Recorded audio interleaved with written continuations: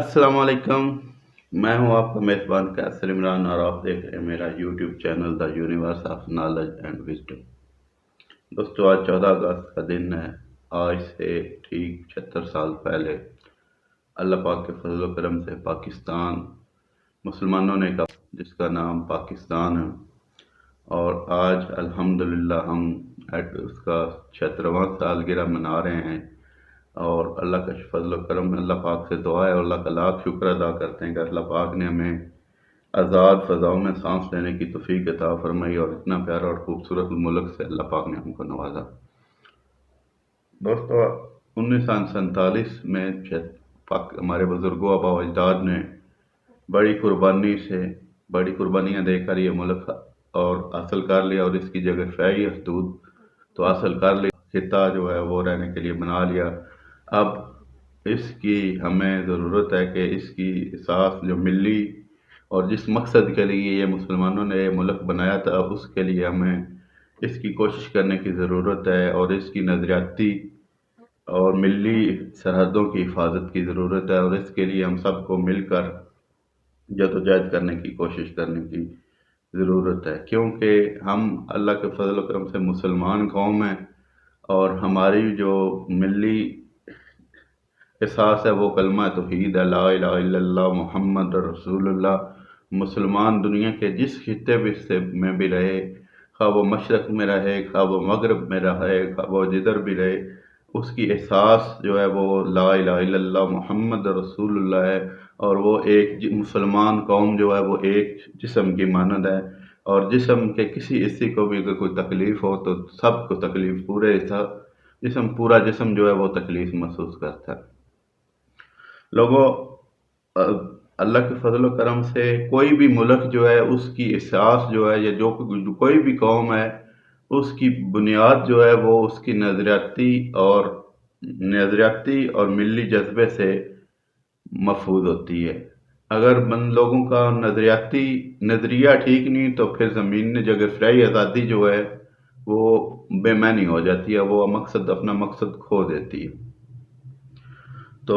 ہمیں اس وقت ضرورت یہ ہے کہ ہمیں اپنی نظریاتی اور قومی اور ملی سرحدوں کی حفاظت کی بھی ضرورت ہے، اور بالخصوص ہمیں اپنی آنے والی نسلوں کو اپنی ملی اور نظریاتی سرحدوں کی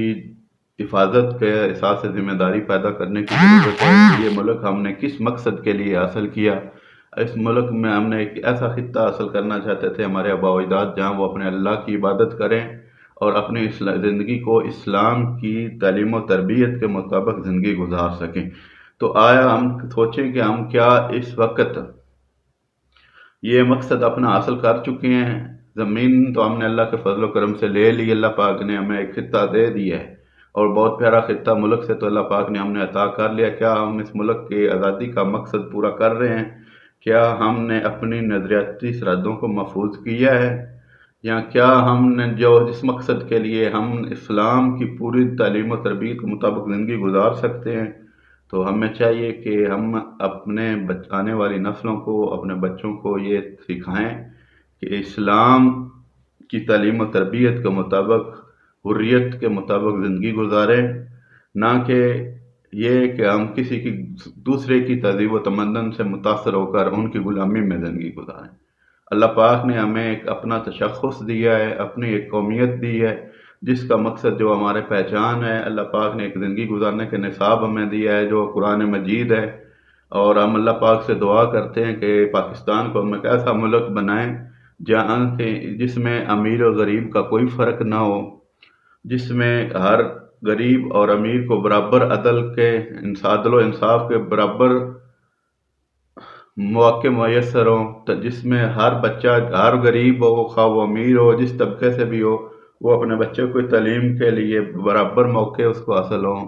عدل و انصاف کا بول بالا ہو، انصاف ہو، اور ہر امن اور ترقی ہو، ایک دوسرے کی جان۔ ایک ایسا ملک پاکستان بنائیں جس میں کہ غریب کے لیے بھی صحت و تعلیم کی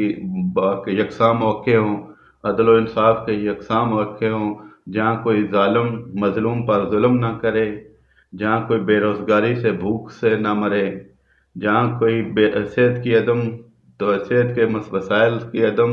دستیابی سے نہ مرے، ہم کو اس طرح کا ایک پاکستان بنائیں جہاں دین اسلام کی سربلندی کے لیے ہم کوشش کریں۔